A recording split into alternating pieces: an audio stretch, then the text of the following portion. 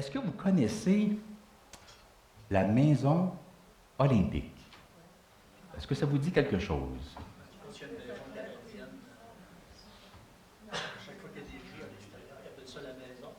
En fait, c'est un centre, à ne pas confondre avec le village olympique ou avec la maison symphonique. Hein?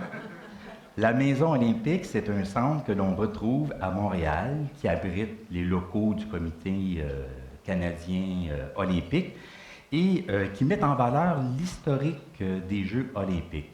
Ça nous permet de nous immerger dans l'univers des athlètes.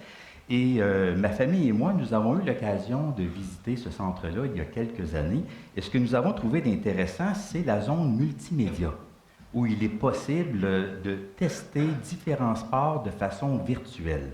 Alors, on peut s'immerger, plonger dans le monde du sprint, du bobsleigh, de l'escrime et même du ski acrobatique, où on peut se mesurer à notre champion canadien, Michael Kingsbury, qui a d'ailleurs gagné une médaille d'or en passant.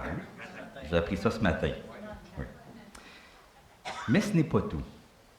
Dans ce centre, il est possible de découvrir son profil d'athlète, de savoir quel sport nous conviendrait le mieux.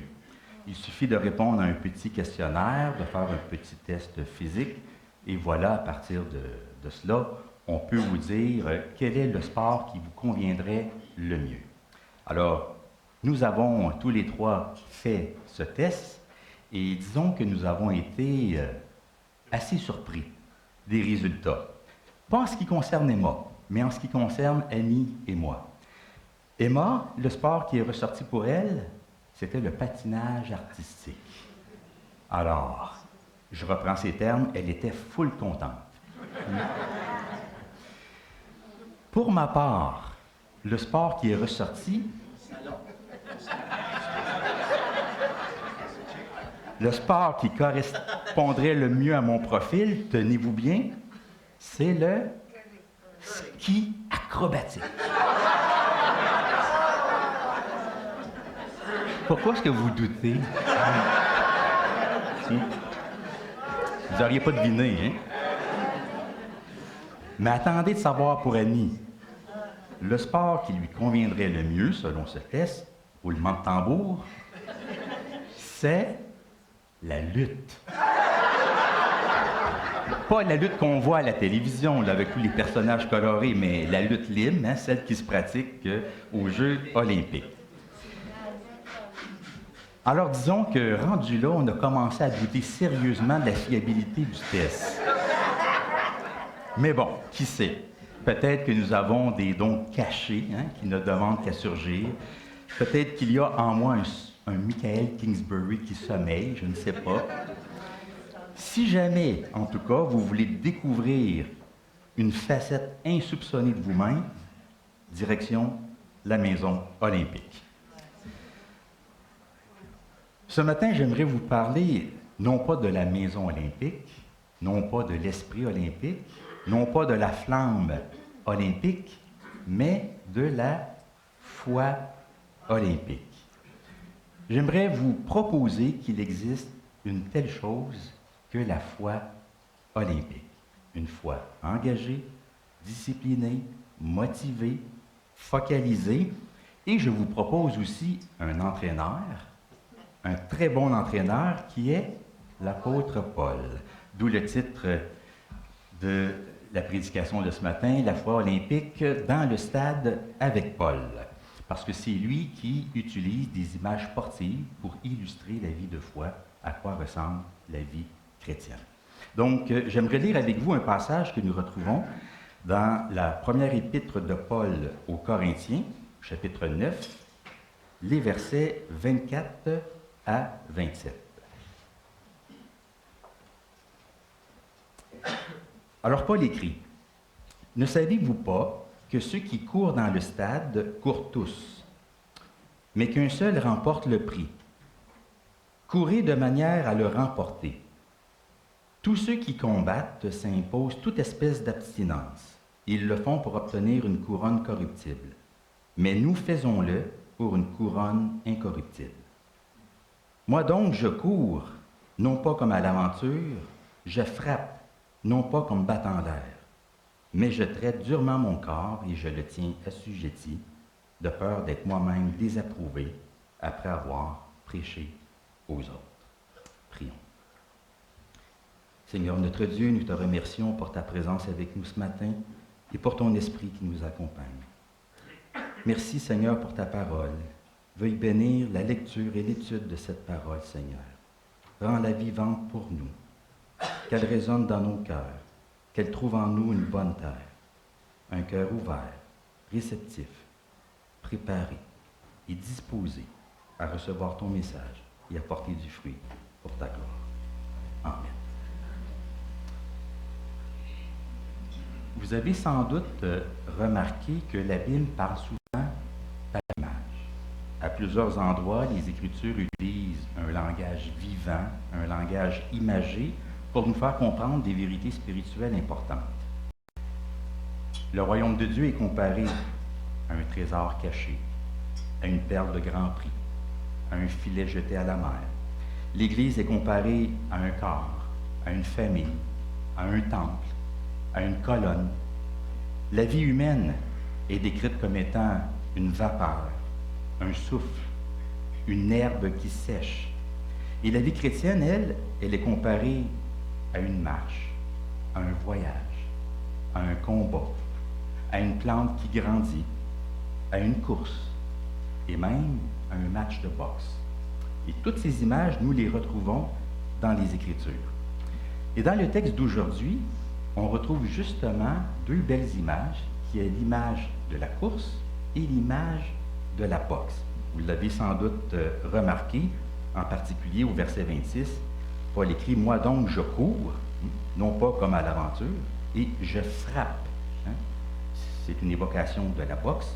Je frappe, non pas comme battant l'air. Alors, on retrouve ces deux images, celle de la course et de la boxe, côte à côte, l'une à la suite de l'autre. Et ce n'est pas un hasard si l'apôtre Paul fait référence à ces deux images sportives pour parler de la foi. Parce qu'à Corinthe, les jeux sportifs faisaient partie de la culture. On connaissait les athlètes, les entraînements rigoureux, les sacrifices, les récompenses, les couronnes. Les Grecs, nous le savons, étaient passionnés par les événements sportifs.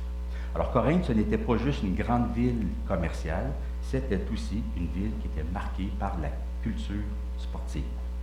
Alors Paul s'inspire d'une réalité de son temps et que ses lecteurs connaissent bien. Et il veut montrer en particulier que la vie de foi, c'est une réalité qui demande de l'engagement, de la discipline, de la motivation, de l'endurance. C'est comme si Paul disait aux Corinthiens, pensez aux coureurs dans le stade. Imaginez la foule rassemblée. Regardez les athlètes qui s'échauffent. Voyez leur corps entraîné, leur corps musclé. Observez leur regard concentré. Remarquez leur unique obsession, qui est la couronne. Vous voyez ces coureurs? Bien, voici à quoi ressemble la vie chrétienne. Elle est comme une course. Et lorsque nous courons, il est important de savoir pourquoi nous courons et comment il nous faut courir. Le pourquoi de la course et le comment de la course. Alors, dans ce passage, l'apôtre Paul nous décrit en quelque sorte les traits de ce que j'appelle une foi olympique. Une foi, soit dit en passant, qui devrait être la foi de tous, non seulement la foi de quelques-uns, des dirigeants, des pasteurs, mais vraiment la foi de tous, parce que l'apôtre Paul s'adresse à l'ensemble de l'Église ici. Donc, on peut au moins dégager 4 traits de la foi que j'appelle olympique. Le premier trait que nous voyons dans ce texte, c'est celui de la foi engagée et déterminée. Pas une foi du dimanche, pas une foi à moitié, pas une foi du minimum requis, mais vraiment une foi réelle et pleinement engagée dans la course. Au verset 24, Paul écrit « Ne saviez-vous pas » donc Paul fait appel à un savoir commun, à quelque chose que tout le monde sait. Ne saviez-vous pas que ceux qui courent dans le stade courent tous, mais qu'un seul remporte le prix? Courez de manière à le remporter. Vous savez que quand on participe à des jeux de haut niveau, on ne court pas simplement pour être là, pour faire figure de figurant. Au contraire, on court pour offrir la meilleure performance possible.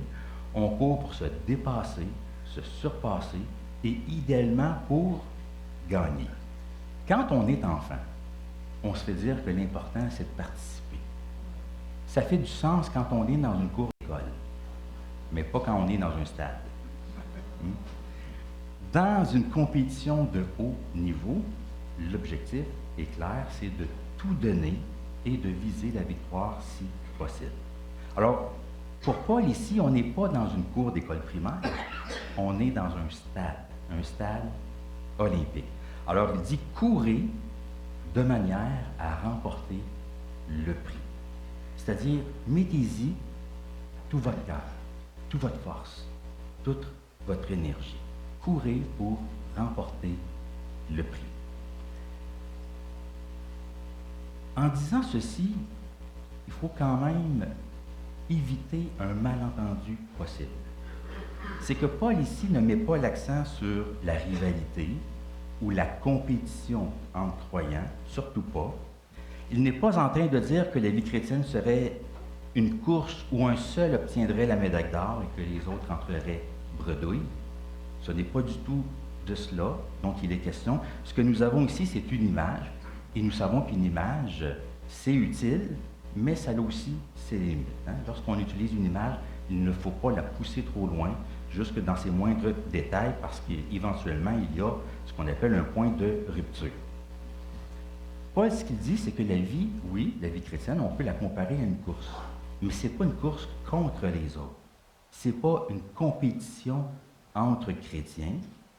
Dans le royaume de Dieu, il n'y a pas de médaille d'or, de médaille d'argent, de médaille de bronze. Au contraire, il ne devrait pas y avoir de rivalité entre croyants, entre pasteurs et même entre églises. Mais au contraire, de l'entraide, de la coopération, de l'encouragement mutuel. Alors, le souci de Paul, ce n'est pas de susciter une concurrence, mais de susciter la persévérance de chacun. Ce qu'il veut, ce n'est pas que nous puissions courir plus vite que les autres, c'est que nous parvenions tous à la ligne d'arrivée, que chaque personne prenne sa course au sérieux. Alors la question qu'il faut se poser, ce n'est pas est-ce que je suis dans la course, mais comment est-ce que je cours? Avec quelle force? Quelle détermination? Avec quel engagement? Donc ça, c'est le premier trait de la foi olympique, une foi engagée et déterminée. Le deuxième trait que nous voyons dans ce passage, c'est celui d'une foi disciplinée, une foi qui accepte des renoncements. Paul écrit « Tous ceux qui combattent dans le stade s'imposent toute espèce d'abstinence ». À l'époque, lorsqu'on voulait participer aux jeux publics, s'entraîner, ça impliquait beaucoup de choses. Au moins 10 mois d'entraînement obligatoire, régime strict, abstinence de vin, abstinence de viande et même abstinence sexuelle. Le rythme de vie des athlètes était entièrement structuré autour de la compétition. C'est comme les athlètes d'aujourd'hui. On sait très bien que derrière chaque médaille, il y a des années d'entraînement. Derrière chaque performance publique, il y a une discipline privée, parce qu'il n'y a pas de couronne sans renoncement, il n'y a pas de médaille sans effort. La discipline, qu'est-ce que c'est? La discipline, c'est le fait de s'imposer des règles à soi-même, des règles provenant de nous-mêmes aussi, et non pas des autres. C'est le fait de s'imposer un cadre, une structure, un cadre choisi, une structure auto-imposée. Et l'apôtre Paul nous dit que la vie chrétienne, ça ressemble aussi un peu à cela. Ça implique de la discipline et des renoncements. C'est comme dans bien des domaines de la vie, en passant, que ce soit au travail, dans nos études, dans la gestion de nos finances, dans le sport, nous avons besoin de discipline si nous voulons arriver à quelque chose. Il y a beaucoup de choses que nous faisons, pas parce que ça nous tente, mais parce que nous devons les faire. C'est un peu la même chose dans le domaine de la foi. Nous avons besoin d'encadrement, de se donner des règles, un cadre de vie qui nous permet de grandir dans la foi. Que ce soit dans notre vie de prière, dans notre lecture des Écritures, dans notre service dans l'Église, dans notre participation au culte, on peut appliquer le besoin de discipline dans beaucoup de domaines. Mais je dois préciser par contre que la discipline à laquelle l'apôtre Paul pense ici, ça concerne un domaine particulier. Ça concerne la gestion de sa liberté et de ses droits. Et là, on touche à un point sensible. Un point sensible parce que souvent, nous le savons, le discours aujourd'hui, dans notre société, c'est un discours qui est axé sur la revendication de ses droits, sur la protection absolue de sa liberté. On nous dit que ce qui compte, c'est nos droits, nos idées, nos opinions, notre liberté. On nous dit « défends tes droits, protège ta liberté, ne laisse personne te limiter ». Mais au chapitre 9, l'apôtre Paul nous dit le contraire. Parfois, il faut limiter sa liberté. Il faut y aller un petit peu mollo avec nos droits. Parce que ce passage que nous venons de lire ici, ce n'est pas un texte isolé. Il s'inscrit dans un ensemble, c'est l'aboutissement d'un raisonnement. C'est l'illustration de ce qu'on appelle une liberté volontairement limitée et de droits volontairement mis de côté. Pourquoi?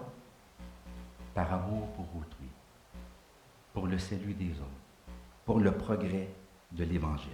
Le souci de Paul au chapitre 9, c'est cela, c'est de ne pas créer d'obstacles pour l'Évangile et ça peut entraîner comme conséquence que parfois on va limiter notre liberté ou nos droits pour que la cause de l'Évangile puisse avancer dans la société. Paul explique au chapitre 9 qu'il a des droits. Il défend son apostolat, son ministère.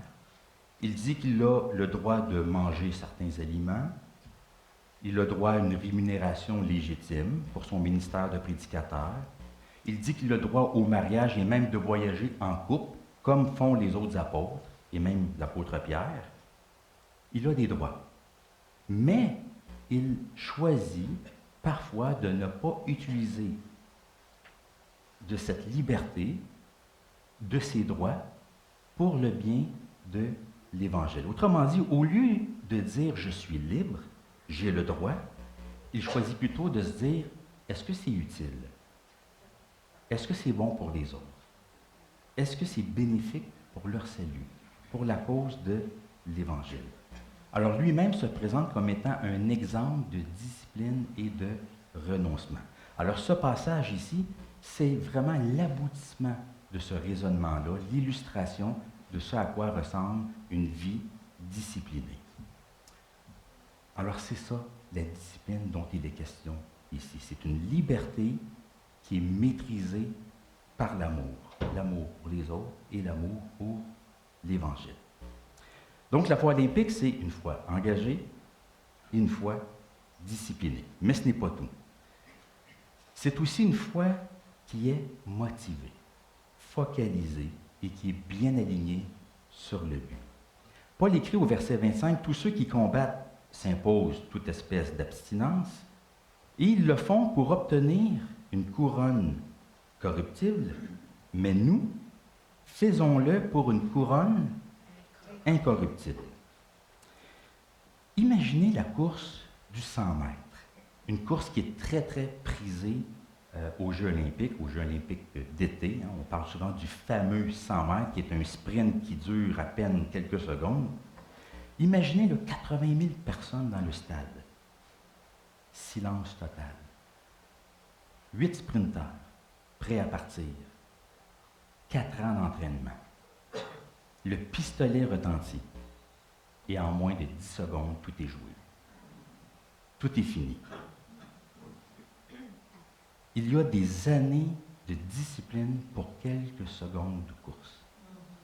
Et même pour quelques secondes de gloire. Réveil à 5 heures du matin. Des blessures.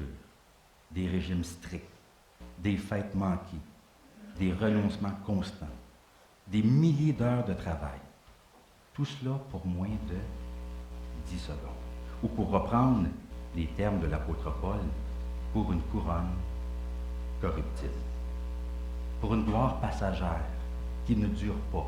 Parce qu'à l'époque, on remettait aux gagnants une couronne de pin, d'olivier, de feuillage, et ça se fanait rapidement. Mais Paul écrit, mais nous courons pour une couronne incorruptible. Donc pour une couronne qui ne se fane pas, qui traverse le temps. Et l'image de la couronne ici, ça évoque la joie du royaume, la gloire du royaume, le caractère éternel du royaume. Et surtout, ça évoque l'approbation divine. Parce que ce qui attend les croyants, ce n'est pas une couronne comme telle, c'est ce que ça représente. Ça représente l'approbation divine, hein? Le fameux bon et fidèle serviteur entre dans la joie de ton maître. Donc, couronne corruptible versus couronne incorruptible. La logique de Paul, c'est que si le monde se discipline pour du temporaire, que faisons-nous pour ce qui est durable?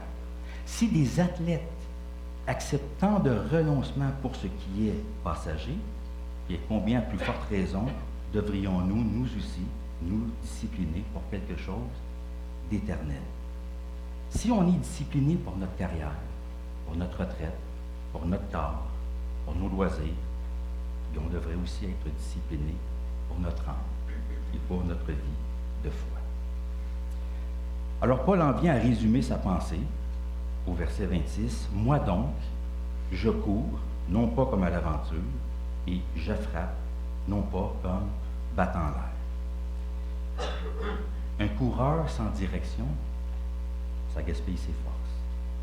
Un boxeur qui frappe dans le vide finit par s'épuiser. Paul lui dit qu'il ne court pas dans toutes les directions. Il ne frappe pas dans le vide. Il ne gaspille pas son énergie. Au contraire, il sait pourquoi il court, il sait pourquoi il renonce, pourquoi il souffre, pourquoi il combat. Sa foi est bien alignée sur le prix, sur l'essentiel, sur l'éternel. Et quand le but est clair, bien la discipline suit. Quand le but est clair, la discipline devient logique et même naturelle. Donc, une fois engagé, discipliné, motivé et finalement, une fois persévérant. C'est-à-dire une foi qui tient la distance, qui se rend jusqu'au bout, jusqu'au fil d'arrivée. Verset 27. « Mais je traite durement mon corps, et je le tiens assujetti, de peur d'être moi-même désapprouvé, après avoir prêché aux autres. » Ici, quand Paul dit « je traite durement mon corps, je le tiens assujetti », il faut faire attention, il n'est pas en train de promouvoir le mépris du corps, il n'est pas en train de promouvoir une forme d'ascétisme religieux, il ne fait pas la promotion de la mortification, de l'autoflagellation. Au contraire, c'est simplement une autre manière de dire, d'exprimer qu'il discipline sa vie, il se maîtrise lui-même, il fait des renoncements, tout cela au nom de l'Évangile. Il discipline sa vie, il discipline sa foi, pas par auto-punition, mais par intention, parce qu'il est conscient de quelque chose, il est conscient d'un risque encouru, de peur d'être moi-même désapprouvé après avoir prêché aux autres. Désapprouvé ou disqualifié, hein, c'est selon les versions, et encore une fois, c'est un langage qui est tiré du domaine des jeux. Il faut faire attention encore une fois ici pour ne pas se méprendre sur le sens de ces paroles de Paul. Je sais que lorsque nous lisons ces paroles, ça pourrait nous apeurer, ça pourrait nous insécuriser.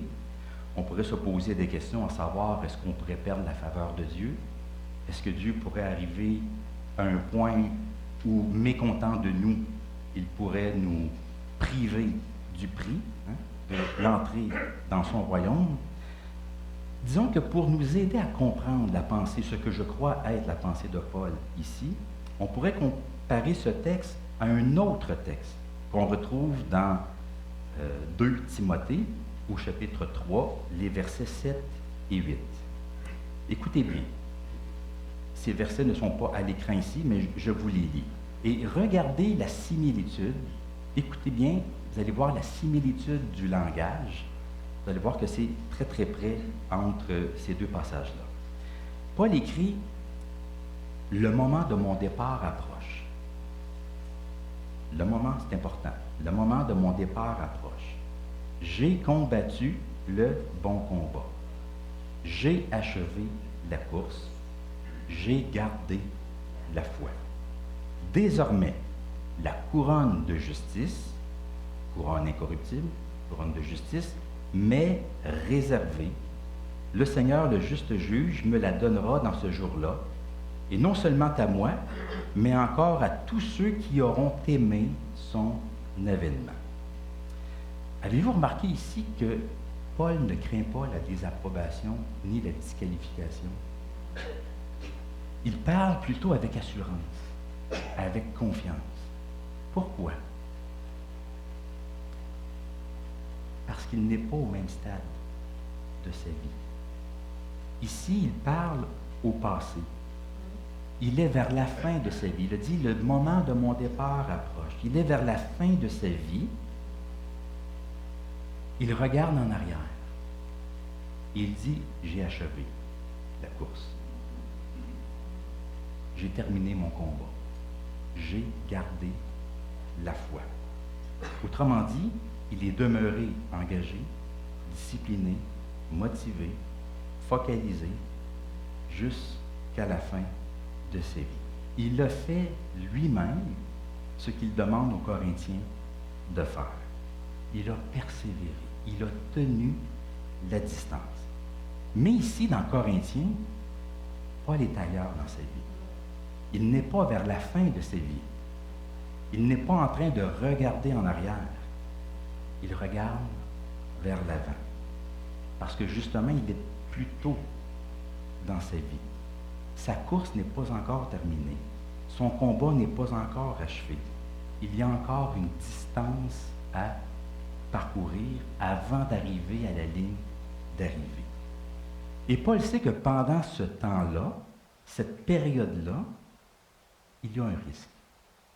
C'est le risque de se relâcher, de se disperser, de se laisser ralentir et même d'abandonner la course, de ne plus avoir de foi engagée, disciplinée, motivée. Autrement dit, il y a un risque, mais le risque ne se trouve pas du côté de Dieu. Le risque se trouve de son côté à lui. C'est lui qui doit persévérer, c'est lui qui doit discipliner sa vie pour pouvoir se rendre jusqu'au bout. Autrement dit, ce passage ne parle pas d'une désapprobation suite à un mécontentement divin, mais à un relâchement ou à un abandon humain. C'est pourquoi Paul veut discipliner sa vie pour être capable de se rendre jusqu'au bout.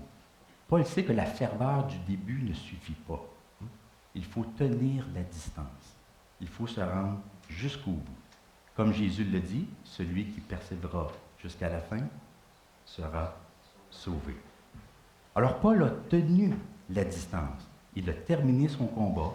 Il a achevé sa course. Donc, comme on le voit dans 2 Timothée, aucune raison pour lui de craindre une désapprobation ou une disqualification parce qu'il dit qu'il a gardé la foi.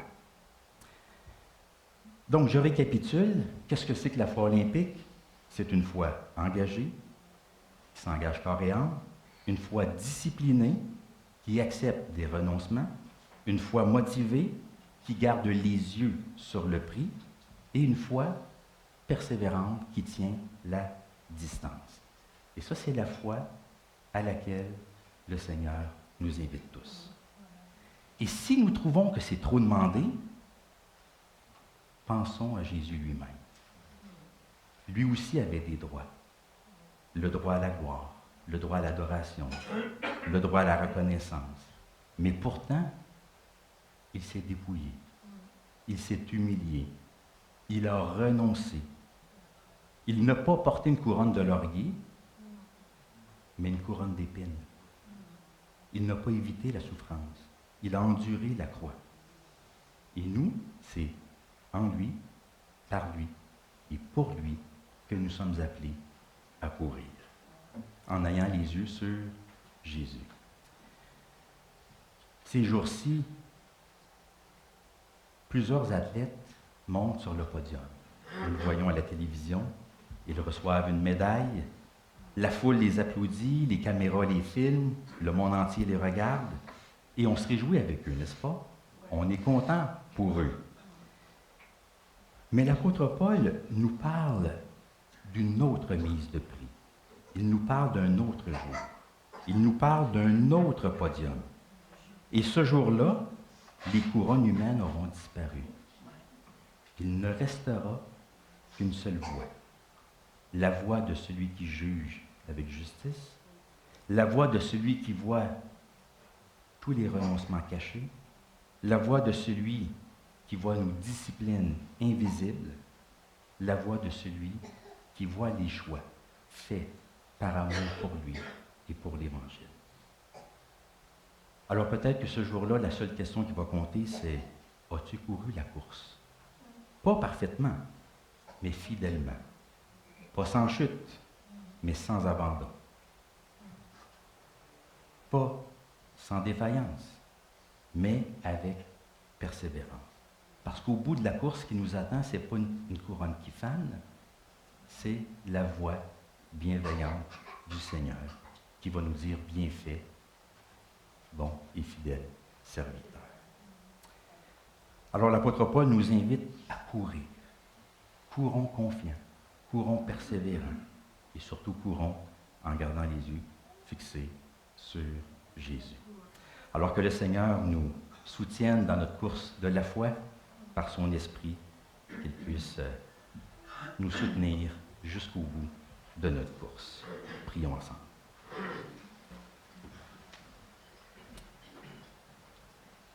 Seigneur Dieu, ce matin, tu nous appelles à courir. Non pas à être des spectateurs, mais des coureurs. À courir engagés, disciplinés, motivés. Pardonne-nous, Père, pour les moments où nous avons couru sans grande détermination. Et suscite en nous cette foi que tu désires voir chez nous. Fortifie ton Église dans cette course de la foi. Soutiens ceux qui sont fatigués. Donne à boire à ceux qui ont soif. Guéris ceux qui se sont blessés en cours de route. Relève ceux qui sont tombés. Ranime ceux qui se sont arrêtés. Et apprends-nous à courir jusqu'à la ligne d'arrivée, soutenus par ton esprit, afin que nous puissions tous entendre cette voix qui nous accueille, ta voix bienveillante. Dans le nom de Jésus, nous prions. Amen.